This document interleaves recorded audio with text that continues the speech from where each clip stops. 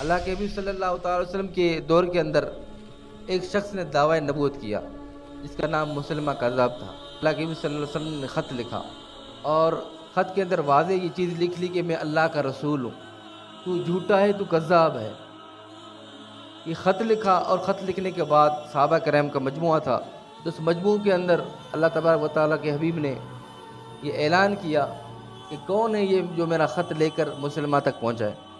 تو پھر ان صحابہ کرام کے اندر ایک بوڑھے صحابی تھے، اس کے کم و بیش 10 سے 11 اس کی اولادیں تھیں، اس کے بچے تھے، اور وہ مدینے کی بازار میں کھجور بیچا کرتا تھا۔ جب اس نے یہ سنا تو وہ کھجوریں کھا رہا تھا، اور جب حضور صلی اللہ علیہ وسلم یہ اعلان کیا، باقاعدہ وہ اٹھ کے کھڑا ہوا اور اس نے کہا یا رسول اللہ میں جاؤں گا، اس تک یہ خط میں پہنچاؤں گا۔ تو اس کے بولنے کے ساتھ ساتھ جو وہ منہ میں کھجور کھا رہا تو کھجور کے دانے صحابہ کرام کے چہرے مبارک پر گرے۔ تو صحابہ نے کہا کہ اتنی جلدی کیا ہے، تم تسلی سے بول لیتے۔ اس نے کہا نہیں، یہ ڈیوٹی میرے حصے میں آئی ہے، میں نہیں چاہتا کہ یہ ڈیوٹی کوئی اور کرے۔ تو وہ صحابی رسول جب وہاں پہنچے تو وہاں سپاہیوں نے روک لیا کہ کون ہو، کہاں سے آئے ہو؟ تو اس نے کہا میرے لباس سے نہیں لگ رہا کہ میں کس کا غلام ہوں۔ اندر سے آواز آئی کہ اسے آنے دو۔ تو وہ صحابی رسول جب مسلمہ کذاب کے سامنے جا کے کھڑا ہوا، وہ خط اس کے سامنے رکھا، مسلمہ نے کہا کہ یہ خط کوئی پڑھ کے سنا دے۔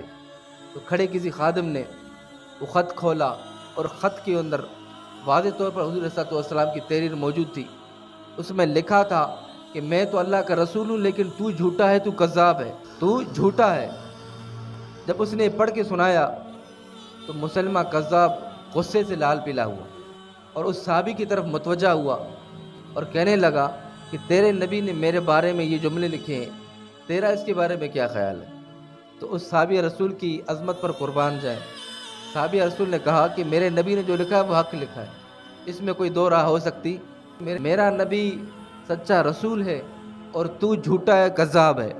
دشمن کے ڈھیرے پر جا کر اسے للکار کے ساتھ بات کرنا کسی عام بندے کی بات نہیں ہے، کیونکہ حضور صلی اللہ علیہ وسلم کی صحبت میں رہے تھے وہ، اور صحابی رسول تھے، ان کے پیچھے 10-11 بچے ہیں، لیکن اپنی زندگی کی کوئی فکر نہیں کی۔ اس نے کہا تجھے پتہ ہے تو کہاں کھڑا ہے؟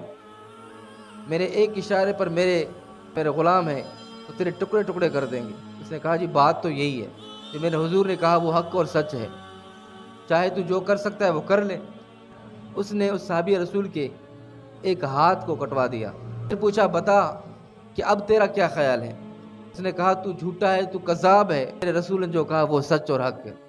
اور جب اس کے کہنے پر اس صحابی رسول کا دوسرا ہاتھ شہید کیا گیا، کہا اب تیرا کیا خیال ہے؟ اس نے کہا بات وہی ہے جو میرے رسول نے لکھی ہے۔